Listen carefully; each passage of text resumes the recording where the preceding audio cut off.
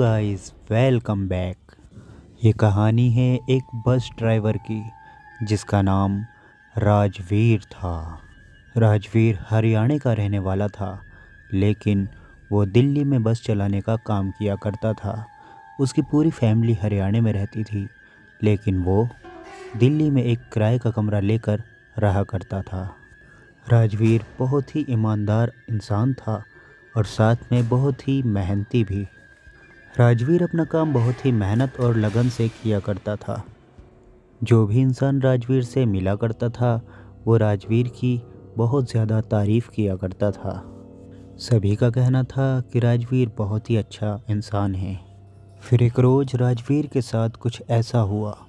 Rajveer duty ख़त्म करके रात को 9 बजे अपने कमरे पे गया। उसने कमरे पर जाकर देखा कि सब कहीं साफ़ सफाई है।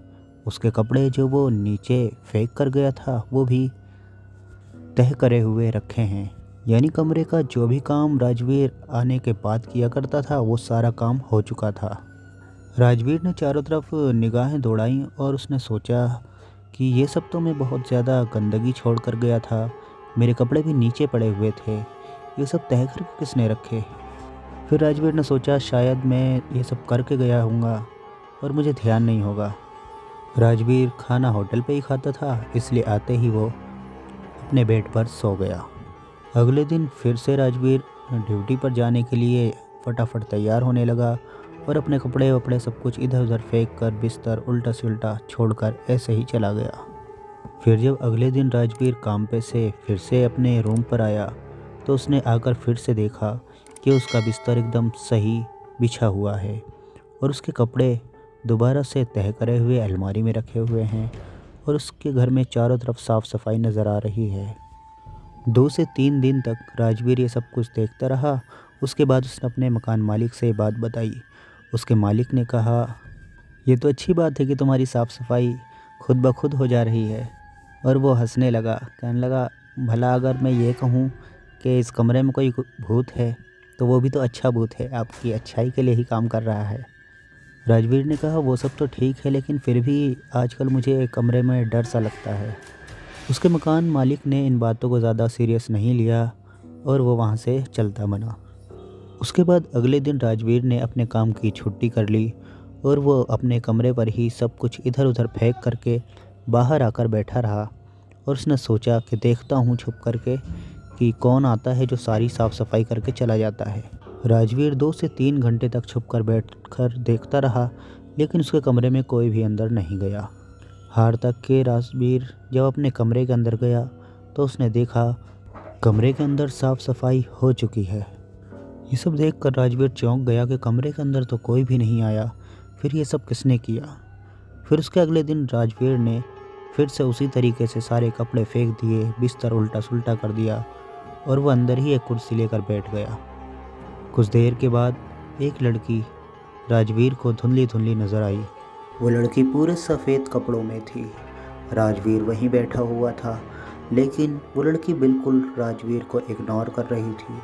ऐसा लग रहा था जैसे कि वो राजवीर को देख ही नहीं पा रही और वो राजवीर के कपड़े उठा करके उन्हें तह करके अलमारी में रखने लगी। और उसके बाद फिर उसने बेड का सारा बिस्तर ठीक करना शुरू कर दिया। उसके बाद वो सारी सफाई करके और अचानक ही कहीं गायब हो गई। राजवीर ने ये सब देखा, वो काफ़ी डर भी चुका था और जब वो लड़की चुपचाप वहाँ से गायब हो गई फिर राजवीर ने एक लंबी सांस ली। राजवीर उस लड़की को देखकर बहुत ज़्यादा डर रहा था कि आखिर ये क्या चीज़ है। उस लड़की ने वो इतना सारा काम चुटकियों में ही कर दिया।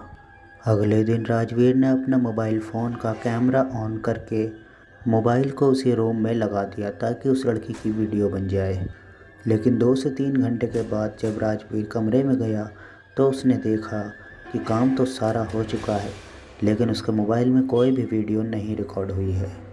फिर राजवीर ने ये बातें अपने मोहल्ले में अपने पड़ोसियों से सबसे बतानी शुरू की, लेकिन उस लड़की के बारे में कोई भी कुछ भी नहीं जानता था। लगभग 15 से 20 दिन गुजर चुके थे और राजवीर के कमरे का सारा काम इसी तरीके से हो रहा था। लेकिन जब 15-20 दिन गुजर चुके उसके बाद जब राजवीर अपने कमरे पर लौटा तो उसने देखा कि कमरे का कोई भी काम नहीं हुआ, यानी कि सभी कपड़े ऐसे ही पड़े हुए थे, बिस्तर भी उल्टा पुल्टा था। और उस दिन के बाद से राजवीर के घर पे वो लड़की कभी भी नहीं आई।